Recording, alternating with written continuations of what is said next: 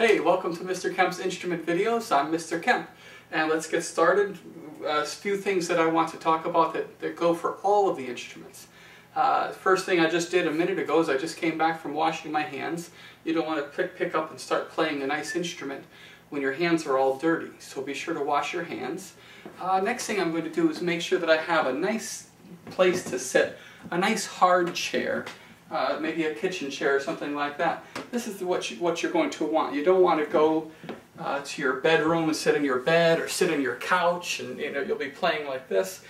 Something soft like this, no good. Nice hard chair. When you sit down in your chair to play, you don't want to be sitting back here. You want to sit up nice and tall at the edge of your chair, 2 feet flat on the floor, ready to play. Okay? Another thing is you don't want the television set on in the background. Keep everything quiet and give yourself a nice place to work. Alright, something you'll hear me say all year long. Music does not happen by magic. It takes hard work. We're going to be working very hard this year. We're going to have a lot of fun. And if you work hard this year, we will have fun. You'll make beautiful, beautiful, magical music. But nobody's going to wave a magic wand and say, poof, you suddenly know how to play an instrument. This will take hard work. Are you ready for it? Alright, let's start having some fun. And let's get into our lesson, our first lesson for playing your instrument.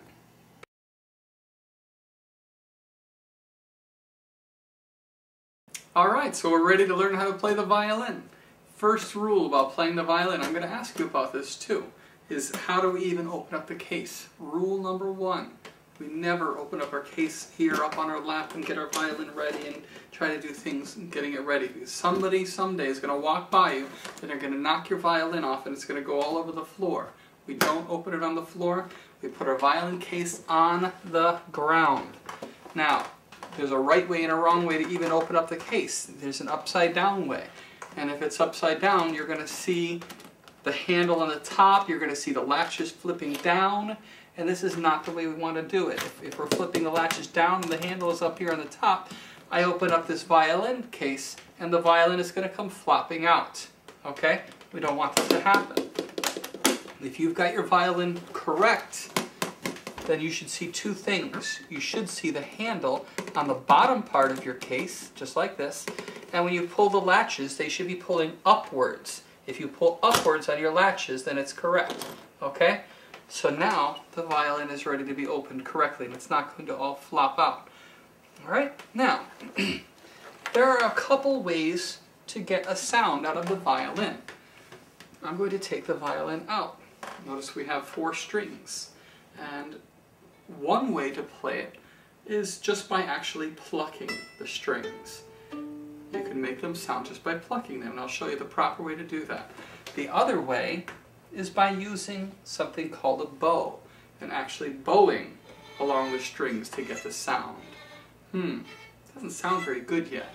There's a reason for that, and I'll show you why in a little while. Something special we have to do with the bow.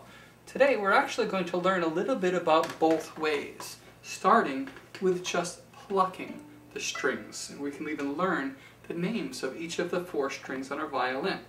Well, I think if I'm just going to pluck on my strings, I'm going to move my case out of the way. This way I'll be able to sit just like I talked about before. Sit at the edge of my chair. I'm going to put 2 feet flat on the ground, and now I'm ready to be able to play an instrument correctly. I'm not going to just sit back. I want to sit up nice and tall like a musician. Alright? I hold the violin right for now in my left hand. I'm going to put the chin rest near my chin. I'm just going to put this on my shoulder. This could have a shoulder pad. It doesn't have to have a shoulder pad right now. If you don't have a shoulder pad, that's not important at this time. Put this on my chin, and my chin just kind of leans in. Just leans in like this. Okay? I don't want it to be underneath here. Put my chin like this. No. Over on the side. So notice the violin is actually coming right out toward my side. My left hand can go right here for now. Okay? Eventually, the left hand will be used to play all of our notes. We don't need these fingers to play these notes yet. I'm just going to hold my violin like this. So it's here, my chin can just lean into it, and I'm ready to pluck on the strings. Okay? My right hand, that will do the plucking. It's called pizzicato. See if you can say pizzicato. Alright? Pizzicato is an Italian word, and it's for plucking the strings. My thumb, I'm going to anchor. It'll be like a little anchor so that the rest of my hand can move. It will anchor on the bottom part of this piece here. This black part is called the fingerboard. So my thumb can go there. My left hand is holding the violin, and then I can just pluck each of the strings. Very easy. I can go from one to the other. Okay? We're going to call this high string. Notice that's the most thin string. That is the highest string. We'll call that the first string. The second string here, we're going to call that the second one. And this will be the third string. This will be the fourth string. So if I say, where's your first string? It's the highest one. It's the most thin of the strings. When we're plucking, the very first thing I'm going to teach you, we're always going to be starting from your second string. This is for violin players. Viola players, we're going to start from your first string.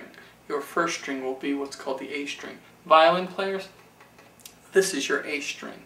And I'm going to play something with just the second string, then the third string, and the fourth string.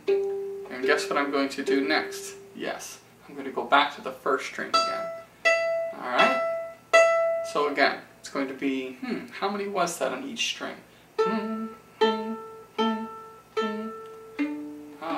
4 on each string. 1, 2, 3, 4.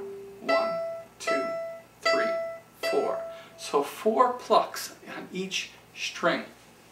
And there's a little song I learned just last year, and it goes like this. Listen. It goes, ants, ants, ants, digging in the dirt, dirt, dirt, always underground, ground, ground, all the way to Egypt, Egypt, Egypt. Listen to it again. Ants, ants, ants, digging in the dirt, dirt, dirt, always underground, ground, ground, all the way to Egypt, Egypt, Egypt. Ants, ants, ants, digging in the dirt, dirt, dirt, always underground, ground, ground, all the way to Egypt, Egypt, Egypt. Strange song. Why am I teaching you that song? Because it's telling us the names of each of our strings. This second string that I'm starting on, ants, ants, ants. Guess what letter name that's going to be? Ants, ants, ants. Yeah, it's the A string. This is your A string. Ants, ants, ants. That's your A string. Digging in the dirt, dirt, dirt. What string is that? Yes, your D string. This is your D string. Always under ground, ground, ground. Yeah, that's your G string for ground. Okay? All the way to Egypt, Egypt, Egypt. Egypt. Egypt begins with an E. Violin players, that is your E string. Egypt, Egypt, Egypt. Okay? Viola players, this will be a little bit different. So violin players, this is your A string for ants, your D string for dirt, this is your G string, and your E string. So listen, my turn one more time by myself. I'm going to do the ants song. Ants, ants, ants, digging in the dirt, dirt, dirt, always underground, ground, ground, all the way to Egypt, Egypt, Egypt. 4 times pizzicato on each of those strings. Okay? That's all I want you to be able to do right now for pizzicato, just getting comfortable plucking on each of the 4 strings and learning those 4 strings. I actually want you to try to sing that song. Ants, ants, ants, digging in the dirt, dirt, dirt, always underground, ground, ground, all the way to Egypt, Egypt, Egypt. If you can do that, that's a great start with learning about your 4 strings and learning about pizzicato. Now, I want you to also be able to learn how to get a sound in the violin with your bow. That's going to be our next step. I'll put the violin down for now. If we look down here in our case, we find our bow, and we see, to take it out, there might be some little latches over here. You might need to push that aside, there might be one over here, and then we can take our bow out of the case. Now there are 2 things we need to do to our bow before it's ready to play on our violin. We need to tighten the bow, and we need to put something on the bow called rosin. Remember earlier when we were playing on the violin, it didn't sound so good. All right, it's not making much of a sound. That's because the bow needs to have rosin, and I'll explain why in a minute. First, before we put the rosin on, we'll want to tighten the bow. The little knob here at the end, this is the tightener, and we need to turn this. Here's a good way to remember. You turn it to the right, and some people like to say righty-tighty, lefty-loosey. So we tighten it to the right, righty-tighty. Later, before we put this away, we'll want to loosen it and put it away. So righty-tighty, lefty-loosey. How far do I turn it? How much do I need to tighten it? This is a very important question. Right about now is tight enough, and I'd like you to see something. I'd like you to see how this is. If I look at this bow, I can see the middle of the bow kind of dip down a little bit. Can you see that? The bow dips down a little bit. That's the way it should be when I'm ready to play on my violin with the bow. If I tighten this too much, one time I'm going to tighten it up on purpose. And this is what I don't want you to do. But I'm going to do it on purpose one time, just so you can see what I'm talking about. It is possible to make this too tight. Oh my goodness, now look at this. Now it's actually bulging out like this. Alright? If you listen very carefully, you can actually hear it. If you make it too tight, this is not a good thing. And if you come close, come really close, you can hear the bow. You can hear it saying something. It's saying, "Oh no! Help me! You're killing me!" This is what I call the screaming bow. You really are killing this bow. This bow is in pain. It's going, "Oh, I'm so tight. I'm too tight and I'm going to die." And you have to loosen it. It cannot be this tight. So look at your bow after you finish tightening it and see, oh, is it bulging out like that? That's what I call the screaming bow. All right? Don't forget the screaming bow, because if your bow is too tight, it's going to be screaming too. It's going to be in pain because you've tightened it too tight. Now look again. It's going down a little bit. I see a little bit of a dip there. That's what I want. I want that in my bow. All right? Now it's almost ready to play. But again, when I put it on here, it's making a little bit of sound, but not all that much. It's because it needs something on here. It needs to be able to grab. The bow should grab the strings. It should grab the strings with something. In order to grab it, it needs to have a little bit of stickiness to the hair. This is the hair of the bow. And it needs to have some stickiness. Well, guess what we have here in our case? It might be in one of these little flaps here, but inside the case we have rosin. And the rosin, this is sticky stuff. That's what rosin is. Rosin is sticky stuff. And this is what I'll rub onto the bow. It's a very hard kind of material. It's really kind of like a thick, hard maple syrup type of a thing. It is a sticky kind of substance.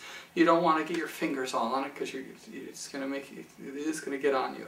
But I rub it onto the hair. And how much do I need to rub on? I can just go up and down on the hair of the bow 2 or 3 times, and that should be enough.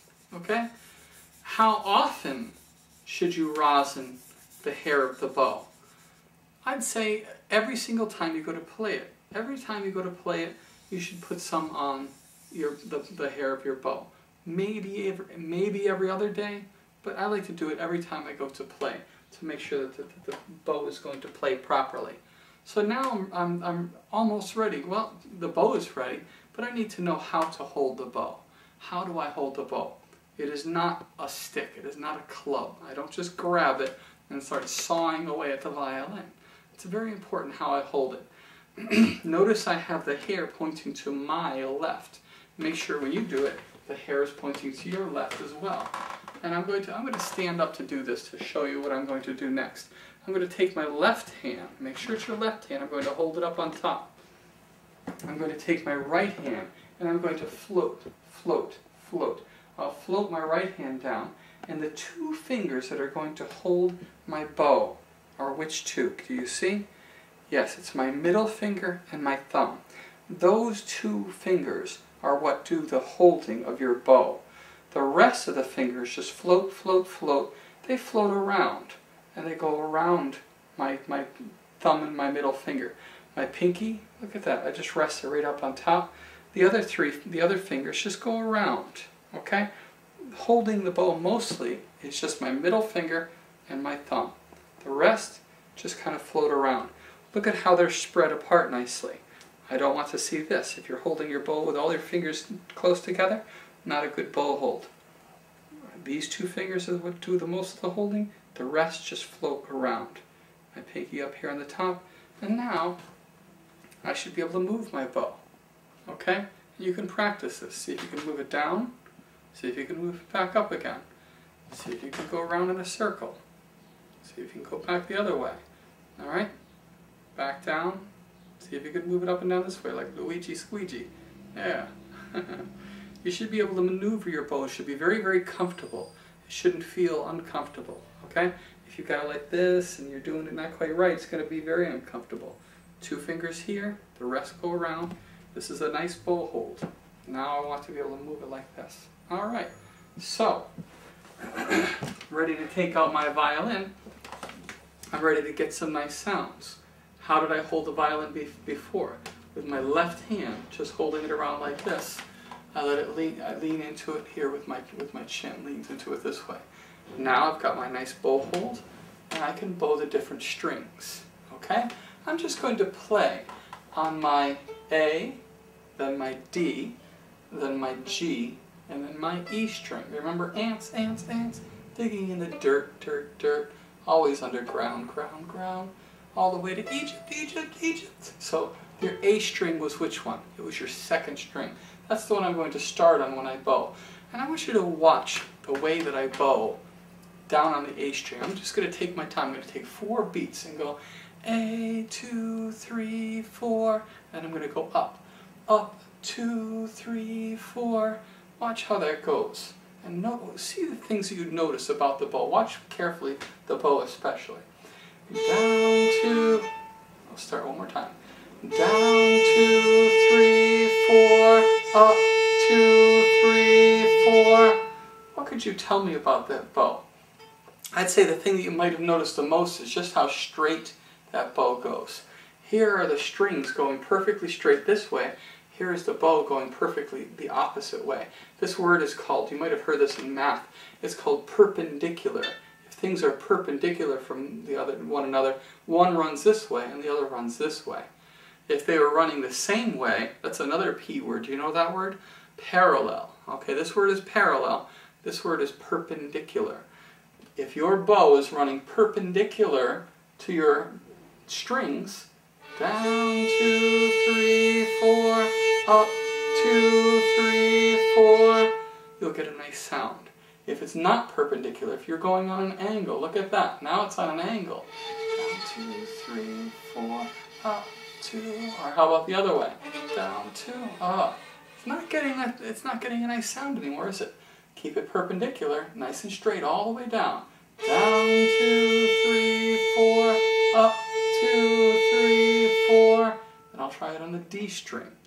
Down, 2, 3, 4, up, 2, 3, 4. And I'll move to the G string. Down, 2, 3, 4, up, 2, 3, 4. And then I'll go back to Egypt. Oh, the E string. Down, 2, 3, 4, up, 2, 3, 4. Now, keeping your bow straight and perpendicular with the strings is one of the most important things. But there is a trick. I have a secret that I know for how I can get this to work so well. And the secret is looking at this arm and the way that I'm moving my arm here. So for now, let's just not pay attention to the violin. For now, I want you to pay attention to this arm. And I have on this arm something that I'm going to call a wall, something I'm going to call a door, and something I'm going to call a hinge. Look over here at my house, and you can see on every door, you can see the wall is over here. This is the door, and this little piece down here, this is the hinge, right? You know what a hinge is, right? That's what swings on the door. Okay? So, somewhere on my arm is a hinge, somewhere on my arm is a door, and somewhere is a wall. See if you can figure out which one is which. One of them's a wall, one of them's the door, one of them's the hinge. Ah, what do you notice? This thing's swinging out. This must be the door. This piece here is not moving all that much. That must be the wall. Alright? And over here, of course, my elbow is the hinge. This is what I need from you. Good violin players are not going to be moving this wall. Good violin players are only moving this door. Bad violin players, they're going like this. This is not the way to do it. If you start doing this, now let me pick my violin back up, show you what happens. If I start moving the whole wall, what happens to my bow? Look at my bow.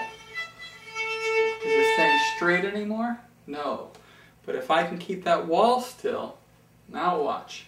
Down, 2, 3, 4, up, 2, 3, 4. And that wall mostly stays still. It's going to move a tiny, tiny bit, but not much. The wall needs to stay still. Okay? So that's what you practice. You might even get up and look and check out in a mirror and watch yourself in the mirror and see if you can keep that wall still. And see if you can keep the bow straight. Okay? And try it on each of the strings. Keeping that wall still, going to the D string.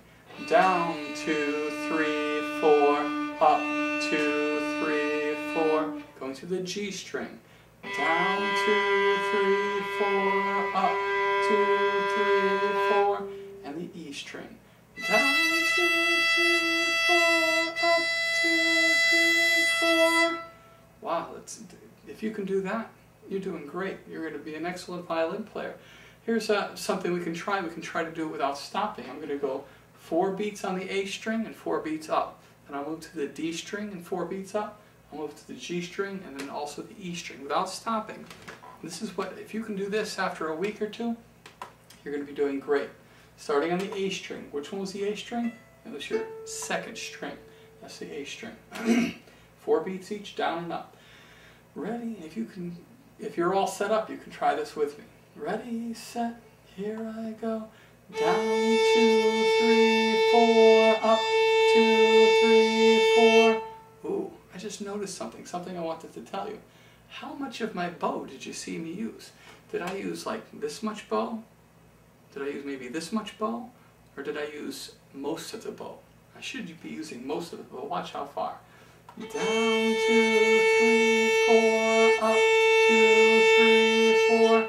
I really want to use as much of the bow as possible. So that's what we'll try on each of the strings. Ready, set, here we go. Down, 2, 3, 4, up, 2, 3, D string. 2, 3, 4, up, 2, 3, 4. G, 2, 3, 4, up, 2, 3, 4, and E, 2, 3, 4, up, 2, 3, 4. If you can do that, wow, you've got a great start. And that should be enough. What have we done so far? Well, we did just the pizzicato. We practiced just pizzicato, anchoring our thumb and going ants, ants, ants, digging in the dirt, dirt, dirt, always underground, ground, ground, all the way to Egypt, Egypt, Egypt. We practiced pizzicato. Say pizzicato, yeah. And we can practice at plucking the strings. Then we learned how to tighten the bow. We tightened it, not too far. We don't want it bulging this way, otherwise we get the screaming bow. Ah! We don't want the screaming bow. We want it to dip. We practice putting the rosin on the bow. Well, one thing I didn't tell you about putting the rosin is we want it to be sticky stuff, don't we? What we don't want is to touch it with our fingers. We never, ever, ever touch the bow hair with our fingers because our fingers and our face and our skin has oil. Oil is slippery stuff. Rosin is sticky stuff. If we get the oil on here, well, then it's not going to sound good. It's not going to work well. Don't get any oil on the bow hair. Only the rosin. So never, ever, ever touch the bow hair with your fingers. So we learned how to rosin it. We tightened it. And then we learned how to play Nice and perpendicular, keeping our bow straight. What was the secret with keeping it straight? Getting that wall. The wall stays still while the door moves open. Okay? Down, 2, 3, 4, up, 2, 3, 4, on every string. And if you can do that, that's going to be great. You'll be ready to learn our music. You'll be ready to get into our book and learn how to read music, and we're going to play beautiful music together. Nice job. Now that we're done practicing, how long did we practice? Maybe 5, 10 minutes? Maybe about 10 minutes should be about right for now. When you get to learn some of the music notes and you start getting into a little bit of the book, then we can get to practice more like 15 to 20 minutes. Every night should be 15, 20 minutes, but for now, 10 minutes is enough, and then we're going to put this away. Well, that's another important part. What will we do? We'll put our violin away first, and then we have to put our bow away. Ah, but wait, shouldn't we do something with this bow before we put it away? Yeah, we need to loosen it. Right now, it's tightened enough so that it's being pulled on very, very hard from both sides of the bow. The hair is being pulled. It's not being pulled too tight. All right, it's still nice, but it's being pulled. If I put this away right now, it's going to be pulled all night long. All night long, something's going to be pulling on this hair and trying to stretch this hair out. And after a while, the bow won't be any good anymore. We must loosen the bow. What was it? Righty-tighty, lefty-loosey. Ah, we're going to loosen it to the left before we put our bow away. Very important. Every time you need to loosen your bow. How loose do we need to make it? Just loose enough. If you loosen it up too much, and you make it so the hair is all floppy. See that? Can you tell how the hair is flopping around like that? That's too loose. Alright? That's too loose. We don't want the hair to be floppy. Something's going to catch on it and you're going to lose parts of your bow. This is fine. This is now fine. Now we can put the bow away. And we'll latch it up if there are little latches to be put on it. And then carefully closing our case. Don't forget to latch your case. And you're all set. Nice job.